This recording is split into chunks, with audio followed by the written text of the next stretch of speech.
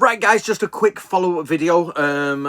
Following up from the Stephen Nojira video I put up the other day about translations and transcribing and things like that. And this is in the playlist about Japanese kanji. We're doing a year, if not more, about the Japanese kanji used in samurai life and everything. And I just want to give you a bit of a brief update here. Right, and this is alongside Stephen Nojiri and Scott from Sengoku Studies. Now, Stephen said about the differences in transcription. Now, you've got to be careful here. Transcription is basically somebody copying some work. So remember, we're before the printed press. Everything had to be hand copied, whether it was in Greek, Latin, whatever it was, before the printing press. We had to do it. The Chinese were doing it. The Japanese were doing it.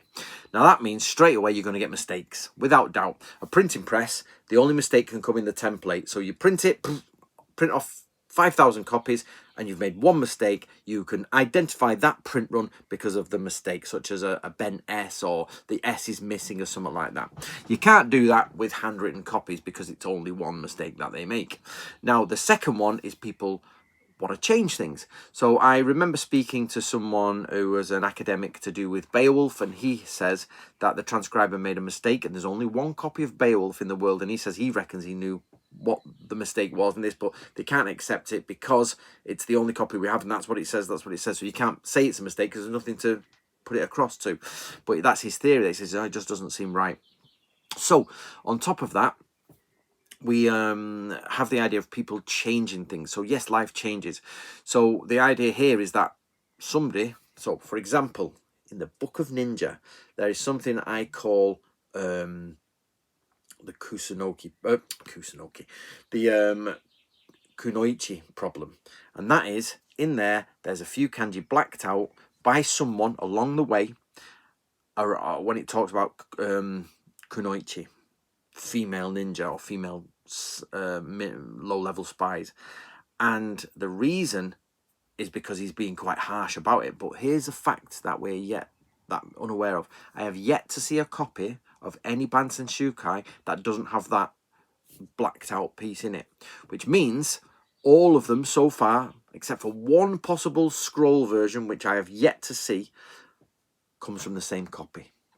And the original author's not going to do it. He's not going to write it and then black it out because he was slagging off women so much, somebody's blacked it out. So that means the Bansenukai nearly went extinct if it weren't for this one copy somewhere that's spread out in the world. So, because somebody disagreed with what he said. Then, of course, you get the annotations and captions and things there. They're different in each different version. When somebody adds extra bits in the margins, which they very much do, the kuden goes in the margins. So that's another problem.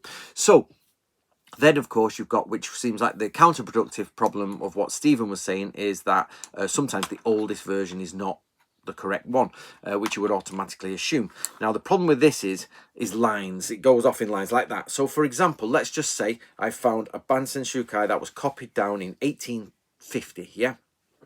Much later than this version, but it had the missing sections. There's a missing section, which, by the way, we've found now, but just need time to publish it. We've actually found the missing section, 2 missing sections, and then it didn't have the kunoichi blacked out. But that's the older one. So is that correct? You're like, well, no, because this line had the original one. And then the other way of saying it can be correct is if it's in the same school. So, for example, the Fujibayashi family, change it. Now, this is where it becomes debatable, because is it the case that they've found something better, or is it they found they just changed it because times have changed, or is it you should only go with the original guy who was there? So if it's somebody in the wars, this is where it's debatable. If somebody in the wars doing war things, you're probably going to trust the older version, the closer to the older version. If it's where technology has changed, you'll trust the newer technology. So you don't really want an Elizabethan spy manual from the 1600s versus a computer spy, a technological spy manual now, really, do you? One of them's going to be more correct.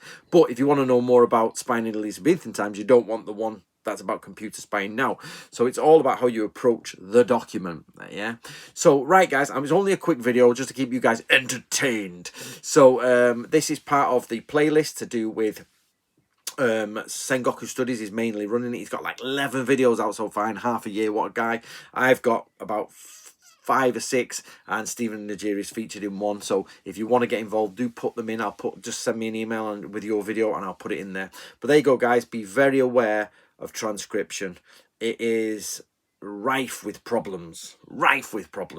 But without them, we wouldn't have the documents, because only a certain amount of transcriptions survive, and they never got the printed word there going in Japan beyond woodblock prints, and that was not for many manuals. The Gunpo Joshu, woodblock printed. The Bansenukai, not woodblock printed. Gunpo Joshu, thousands of copies. Bansenukai, 20. You know what I mean? That's the difference. Right, guys, see you later.